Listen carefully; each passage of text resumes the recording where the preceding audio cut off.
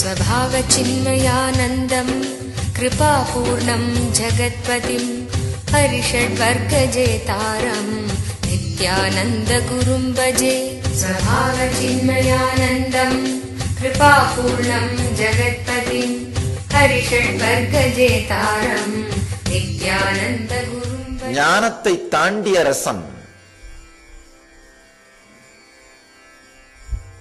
இந்த ஞானத்தை தாண்டிய ரசம்ங்கிற வார்த்தையை புரிஞ்சுக்கிறதுனாலே உங்களுடைய மன அமைப்பு புதிய அமைப்பாக மாற ஆரம்பிக்கும். ஏன்னா கருத்துக்கள் கேட்டாலே நம்மை உயர்ந்த நிலைக்கு கொண்டு செல்லக்கூடியவை. சில கருத்துக்கள் அனுபவித்தால் நம்மை உயர்ந்த நிலைக்கு கொண்டு செல்லக்கூடியவை. ஞானத்தை தாண்டிய ரசம்ங்கிற சத்தியம் கேட்டாலே நம்மை உயர்ந்த நிலைக்கு கொண்டு செல்லக்கூடிய சத்தியம்.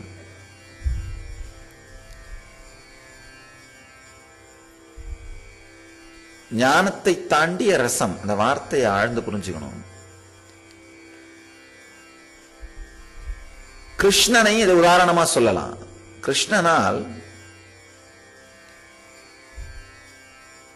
ஞானியாக அமர்ந்து தியானம் பண்ணவும் முடியும்.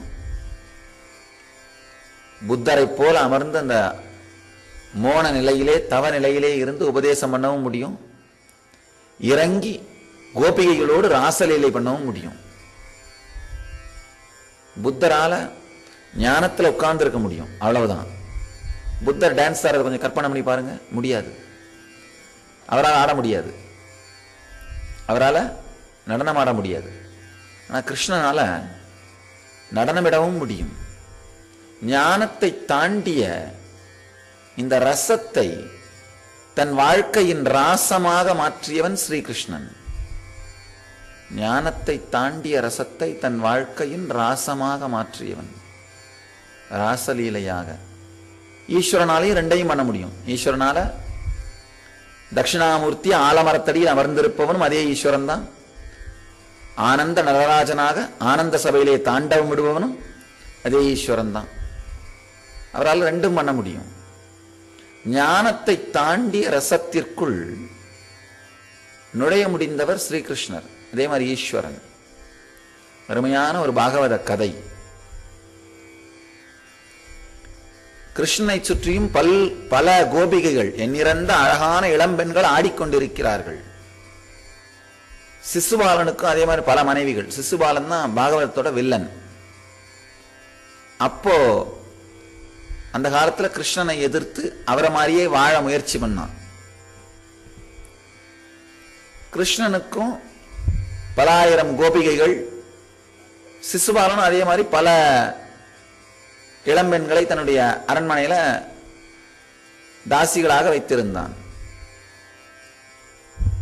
ரொம்ப அழகா ஒரு ரிஷி கேட்கிறாரு, கிருஷ்ணனை சுற்றி இருக்கிற இளம்பெண்களை மட்டும் கோபிகைகள்னு சொல்றீங்க, பக்தைகள்னு சொல்றீங்க, ஆனா சிசுபாலனை சுற்றி இருந்த இளம்பெண்களை ஏன் தாசிகள்னு சொல்றீங்க, வேசிகள்னு சொல்றீங்க அப்படின்னு கேட்கிறாங்க. அது ரொம்ப அழகா பாகவதகாரர், பாகவதத்தினுடைய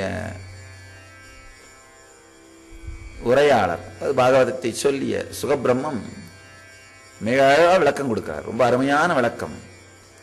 விளக்கம் மட்டுமில்ல, சத்தியம். கோபிகைகளும் கிருஷ்ணனும் இருவருமே ஞானத்தின் உச்சியை அடைந்து விட்டிருந்தார்கள். அவர்கள் செய்தது ஞானத்தை தாண்டிய ரசம். கோபியர்களுக்கும் கிருஷ்ணன் ரெண்டு பேருக்குமே ஆசை அச்சம் கடந்த உணர்வை ஒரு முறையாவது அனுபவித்து விட்டார்கள்.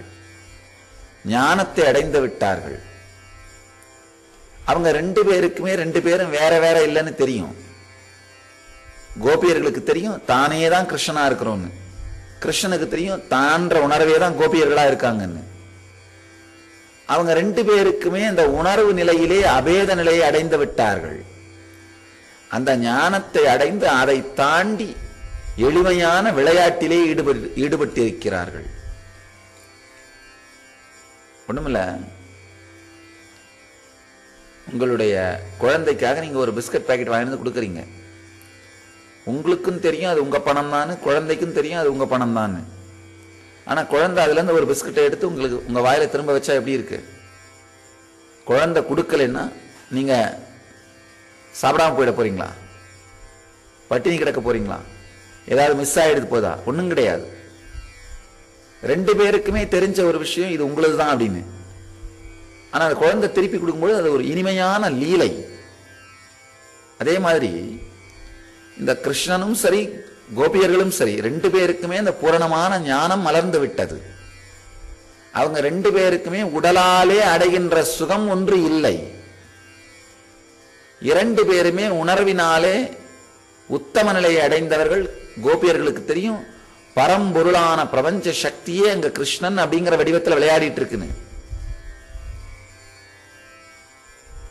கோபியர்களுக்கும் கிருஷ்ணனை தொடுவதாலே ஒரு சுகம் தேவையில்லை. கிருஷ்ணனுக்கும் ஸ்தூல சரீரத்தால பிசிக்கலான உடலாலே எந்த விதமான உறவு சுகமும் தேவையில்லை. ரெண்டு பேருமே இதை தாண்டி சென்றவர்கள். ஆனா மிக எளிமையான ஆழ்ந்த இனிமையான அன்புத்தன்மையினாலே நடக்கின்ற லீலை அது. கோபியர்களுக்கும் தெரியும் கிருஷ்ணன் எந்த இடத்துல தோன்றணும் கேட்டாலும் அந்த இடத்துல தோன்றி அவனால தரிசனம் கொடுக்க முடியும்னு. ஆனாலும் ஒரு எளிமையான பொறாமை. இல்ல இல்ல அந்த கோபியோடைய ரொம்ப நேரமா இருக்கான், என்ன திரும்பியே பார்க்கல. சாதாரண பொறாமையாக இருந்தால் அவர்களை கோபியர்கள் பக்தைகள்னு நாம மதிக்க மாட்டோம், வணங்க மாட்டோம். எளிமையான பொறாமை, விளையாட்டுத்தனம், அதையும் செய்து பார்த்தல், அதையும் வாழ்ந்து பார்த்தல். அது வார்த்தைகளால விளக்க முடியாது. யாராவது அந்த உணர்வை உங்களுக்குள் வாழ்ந்தால் மட்டும்தான் இந்த உணர்வு புரியுமே தவிர வார்த்தைகளால் புரியவே முடியாது. ரொம்ப அருமையா ராமகிருஷ்ணன் சொல்றாரு. ராமகிருஷ்ணன் போய் ஒரு சிஷ்யர் கேட்கிறாரு, பகவானே வாழ்க்கையிலே மிக உயர்ந்த நிலை ஞானம் தானே அப்படின்னு. அவர் இல்லைன்னு சொல்லிடுறாரு, இல்லை அப்படிங்கிறார். அப்போ இந்த பக்தர் கேட்கிறாரு, அப்ப என்ன என்ன எது உயர்ந்த நிலை அப்படின்னு. அவர் ரொம்ப ஆச்சரியமா போகுது, ஞானத்தை உயர்ந்த நிலை இல்லைன்னு சொல்லிட்டாரு. ராமகிருஷ்ணன் சொல்றாரு, ரொம்ப அழகா சொல்றாரு, ஞானத்தை விடவும் மிக உயர்ந்த நிலை ஒரு ஞானியோடு லீலை செய்து விளையாடி வாழ்வதுன்னு சொல்றார். ஞானத்தை விடவும் உயர்ந்த நிலையா. ஏன்னா ஞானத்துல கூட அத்வைத சுகத்துல நின்னுறீங்க, அத்வைத போதத்திலே லயித்து நின்று விடுகின்றோம். ஞானத்தை தாண்டி ஒரு ஞானியோடு விளையாடுகின்ற அந்த ஆனந்தம் இருக்கு பாருங்க, வாழ்கின்ற ஆனந்தம், அது ஞானத்தை தாண்டிய ரசம்.